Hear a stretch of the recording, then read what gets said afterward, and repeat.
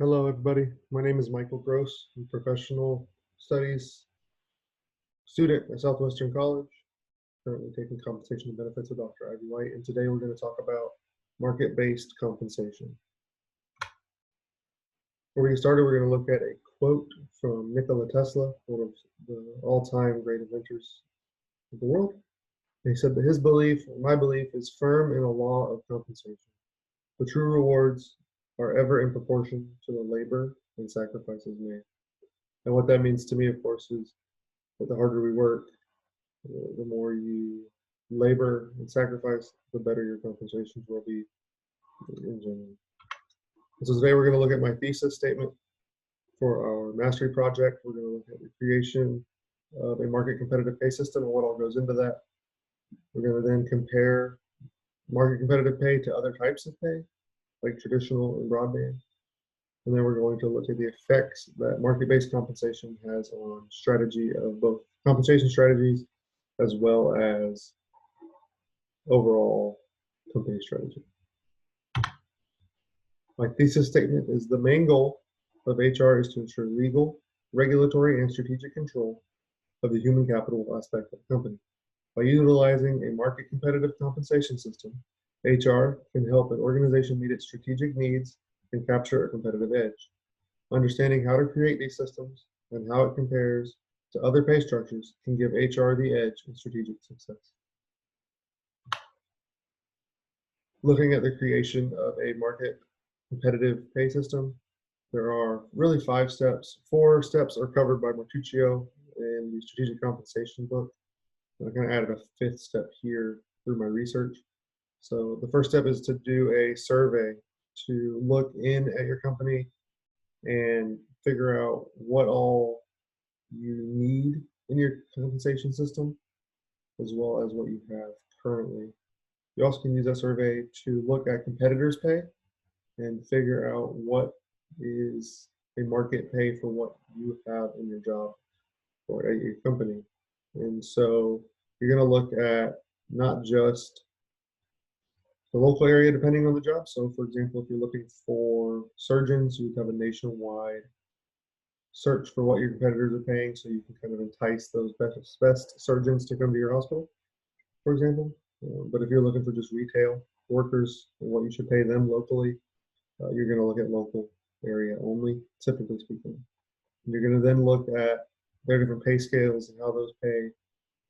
You're going to look at what your needs are as a company as far as doing that, which is get you into the integration structure. So you need to integrating your structure with the market pay. So you need to look at what your salary caps are for all your jobs as a compensation specialist or generalist, depending on the company you're working with. And you're going to need to integrate those pay structures with what you have now and what is out there with other companies. Obviously, if your main concern as a company currently is to reduce costs, you're going to be on a lagging side of market compensation as opposed to a leading side, where if you're trying to get, for example, that best neurosurgery nation, you'd want the best compensation. So again, you're going to integrate your structure with the market.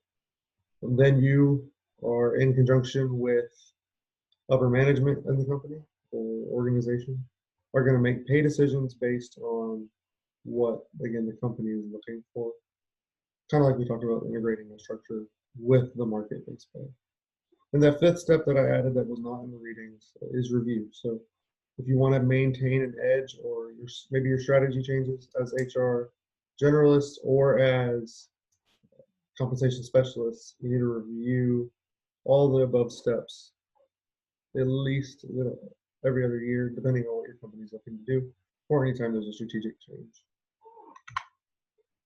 Once an HR specialist understands how to create market-based compensation, they also need to understand if that's the kind of salary they want to use for their strategy, their company strategy.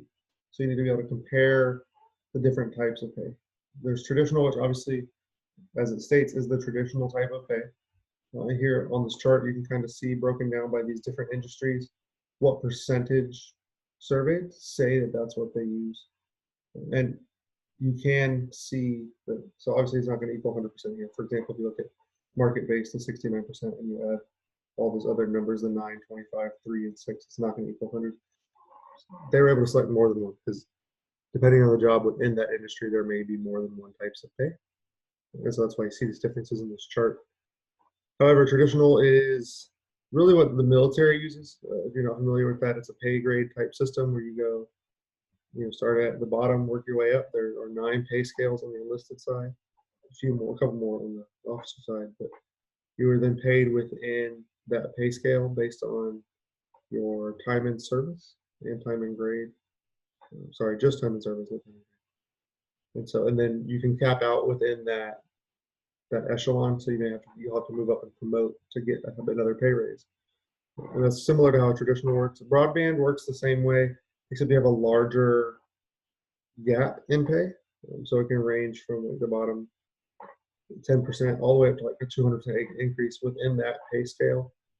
As you see via the numbers here, that's started to really go downhill. A lot of companies aren't using that anymore because it limits the equity within that, even within that job, to where Susie may be making $10 an hour and John could be making 15 within the same pay scale.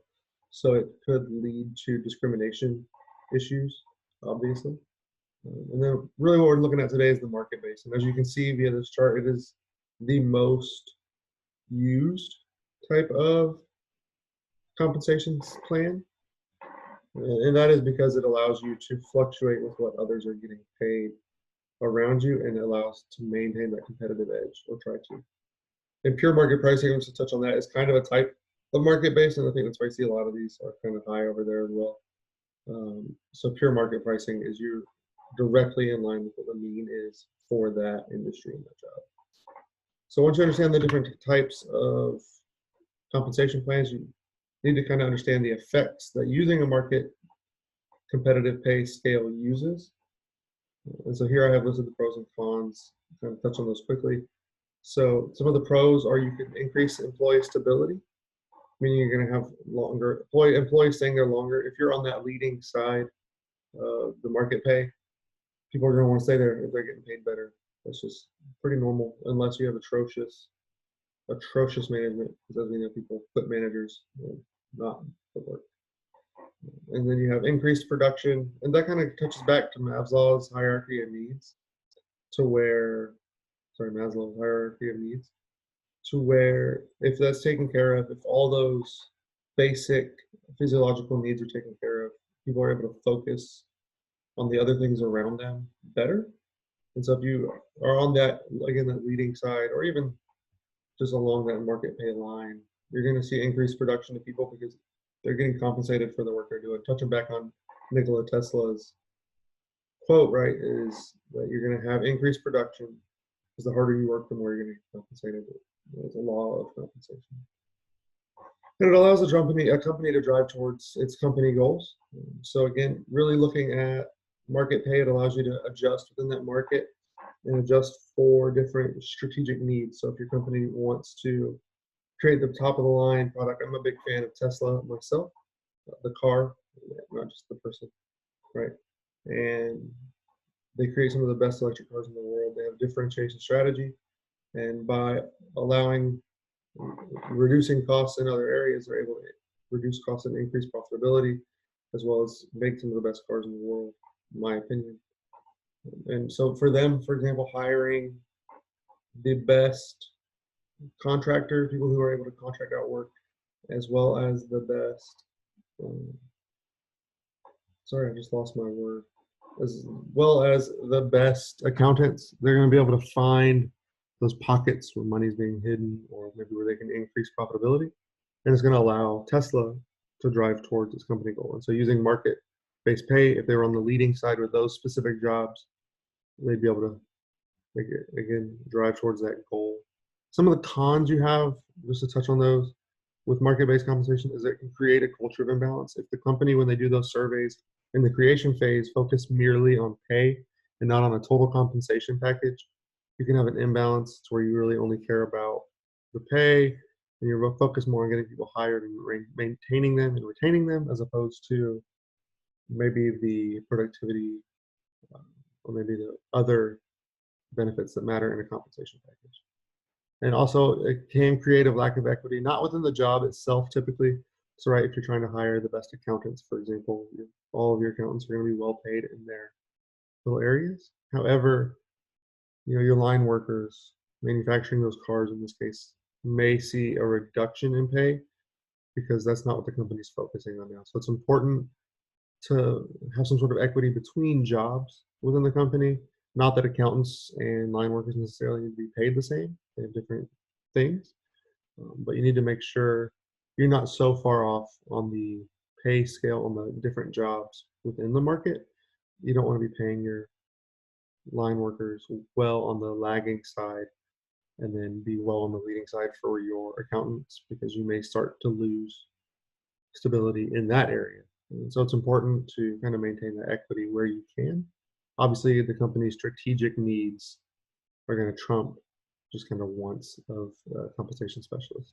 But understanding those effects on company strategy as well as compensation strategy allows HR to kind of pick up what they need to. And that kind of concludes this, right? So we talked about my thesis.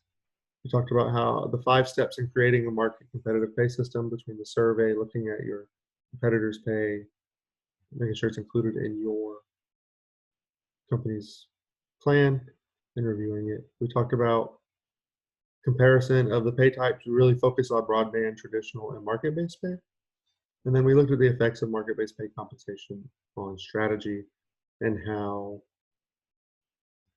you can kind of adjust within that market-based pay depending on your strategic needs. And that is all we talked about today.